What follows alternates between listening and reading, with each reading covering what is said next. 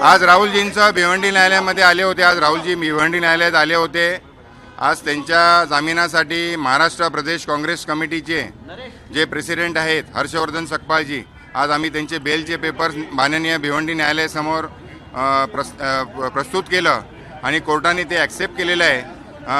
Fresh जामीन देण्याचं कारण असं की नुकतंच आपल्या सर्वांना माहिती असेल की माननीय शिवराज पाटील चाकूरकर साहेब यांचं निधन झालं आणि त्यामुळे भारतीय नागरिक सुरक्षा संहितेनुसार प्रत्येक आरोपींना नवीन फ्रेश जामीन देणं बंधनकारक आहे।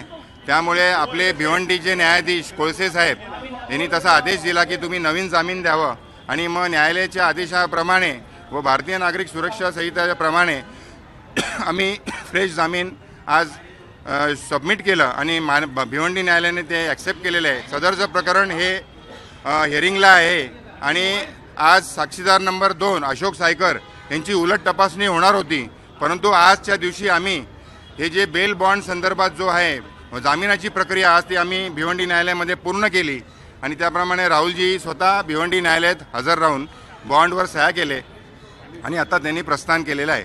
तर आम्हाला सदरचं प्रकरण जे आहे हे जलद गतीने आमच्या भिवंडी न्यायालयामध्ये सुरू आहे।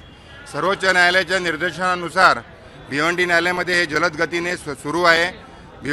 भारताच्या प्रत्येक न्यायालयामध्ये MPMLAच्या केसेस सर्वोच्च न्यायालयाने निर्देश दिलेले आहेत की लवकरात लवकर चालले पाहिजे। त्याप्रमाणे आमचे भिवंडीचे जे न्यायाधीश आहेत कोळसे साहेब हे जलद गतीने सदरची केस चालवित आहेत आणि आम्हाला आशा आहे आणि आम्हाला विश्वास आहे की या प्रकरणाचं सत्य बाहेर येईल आणि आम्हाला भारतीय न्यायव्यवस्थेवर पूर्ण विश्वास आहे।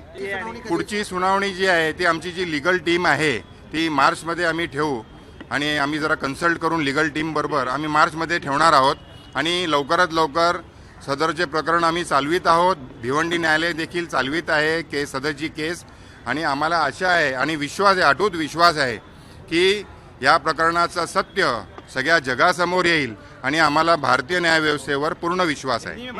आपल्या परिसरातील बातम्या आमच्यापर्यंत पोहोचवण्यासाठी स्क्रीनवर दिलेल्या क्रमांकावर संपर्क साधू शकता। दूरध्वनी क्रमांक 8652414343।